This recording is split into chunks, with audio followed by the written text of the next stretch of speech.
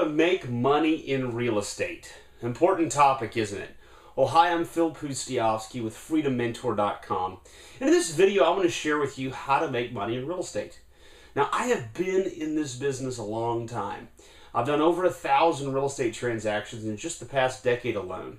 I've coached and trained thousands of real estate investors across the United States and Canada. And although I haven't seen it all, I've pretty much seen every way or every major way in which people make money in this business. I mean, I have friends in commercial development. I have friends that own agencies and own mortgage brokerages. I've seen a lot of the ways in which people have made money, and I've made a lot of money in real estate. So I feel like I'm qualified to share with you how to make money. And that starts with something very, very simple. There's only two different ways you're going to make money in real estate. You're going to make it short-term or long-term, okay? So that's the first big separation. We have short-term and we have long-term. Okay, let's talk about each. Short-term. Three main ways you do that. Number one is commissions and fees. You've probably seen that before. Real estate agents, mortgage brokers, real estate attorneys, inspectors, appraisers, and the list goes on and on and on and on. They provide services, and so they get a fee for that. Sometimes it's commission, sometimes it's a flat fee. In most cases, in order to make that kind of money, you have to be a licensed individual in the state in which you're doing that practice, okay? So that's the first way in which you can make short-term money. Now, the majority of people barely get by, to earn a living from it. But there are some people that make a whole lot of money. Some real estate agents make over $1 million a year. True story. So there is a lot of money being made just in the short term from commissions and fees. All right, the second way in which you can make money in the short term is by buying and reselling, or what some people call flipping or wholesaling. It's the idea that you're going to get a property under contract for a cheap price, or you might buy it, and then you're immediately reselling it. But the key here is that you're not doing anything to the property. I mean, you're leaving it in its as-is condition. And that's quick money. And in many ways, you don't have to use or have a real estate license to do that kind of strategy. And it's very popular among real estate investors, especially those first getting started, because it doesn't require any cash and it doesn't require any credit. You literally find a great deal, find a buyer, and you're the middleman. You make the middleman money.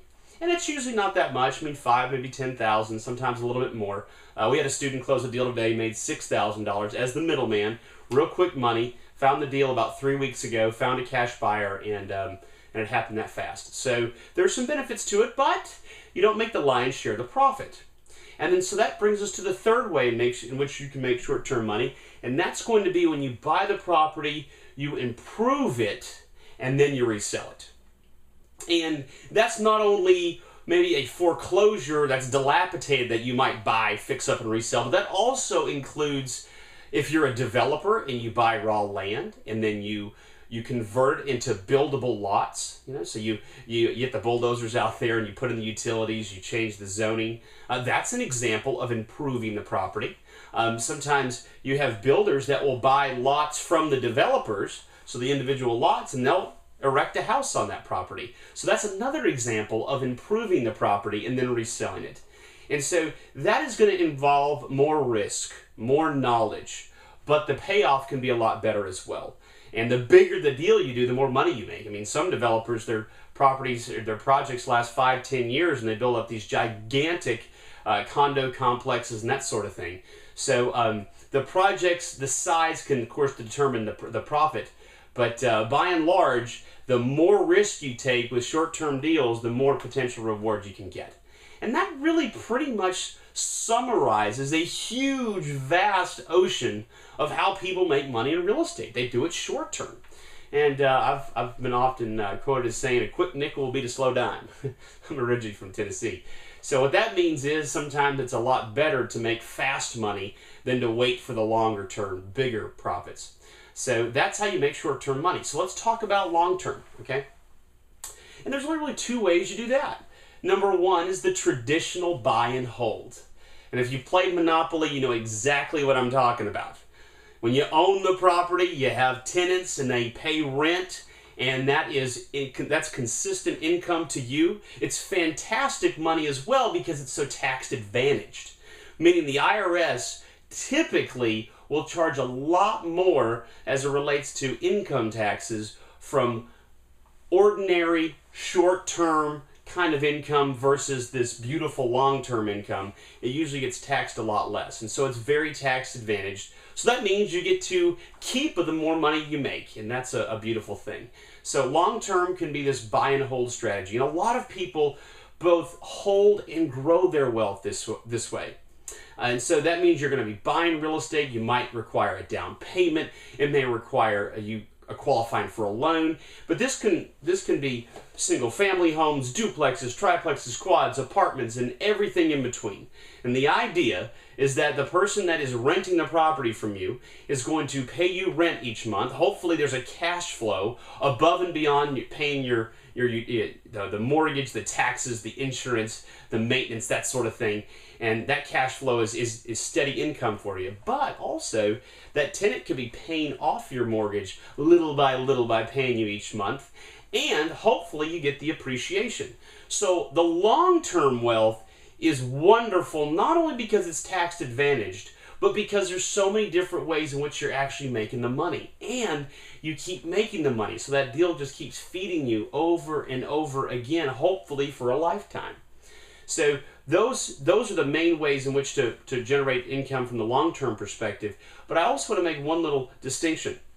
You can do a creative version of the traditional buy and hold that may not require a down payment. It may not require you to borrow money or get a loan. And it involves using a lease purchase or a subject to, or even doing owner financing. And by the way, if some of these phrases you've never heard before, that's okay. You may want to pick up my book, How to Be a Real Estate Investor. You can get it on Amazon and Barnes & Noble and that sort of thing. And go ahead and take a look at that book if you have any confusion, because that's 200 pages that completely breaks down how you make money in real estate and how you become a successful investor. So with creative strategies, you can actually acquire or control real estate without having to actually go the traditional route of down payment and getting a mortgage. It's really exciting. We do it all the time. It allows us to build up a portfolio of real estate without the normal risks and hassles. And then when you are selling or renting the property out, you can do that creatively as well. As opposed to the standard tenant, you could do a rent to own, which we really like doing. Oh, you can only do them on single family homes, but when it's a single family home, you can actually get some more money up front than the typical security deposit, which is nice. So maybe you get $4,000 to $5,000 as opposed to $1,000 to $2,000 up front. And then also they may buy the property in the future, but they may buy it a year or two down the road. And that is considered long-term from an IRS standpoint, and that means less taxes you have to pay when you resell that property. So that is a creative way to do it, but you also can sell on terms. So by doing that, not only are you making the money from the fact that you sold the property for a good profit, but also you're collecting interest. All right, well, I hope that helps break down in simple terms how to make money in real estate. And you basically want to do it in two ways, right? Short-term and long-term. Now, which is better? Both. You're right. You do both. That's right. That's what we do. We like to make money now and make money later. Build a long-term portfolio for long-term financial security, but also have plenty of the money in the bank right now to go do as much fun stuff as you can, because you only live once. All right, well, I hope you enjoyed this video. My name is Phil Pustiowski. I'm at freedommentor.com if you want to check out more videos, audios, more trainings. I do a whole lot of this stuff, and I'm absolutely passionate about teaching other people about how to succeed in real estate, because it changed my life, and I know it can change yours. All right, well, thanks so much for your time, and have a great day.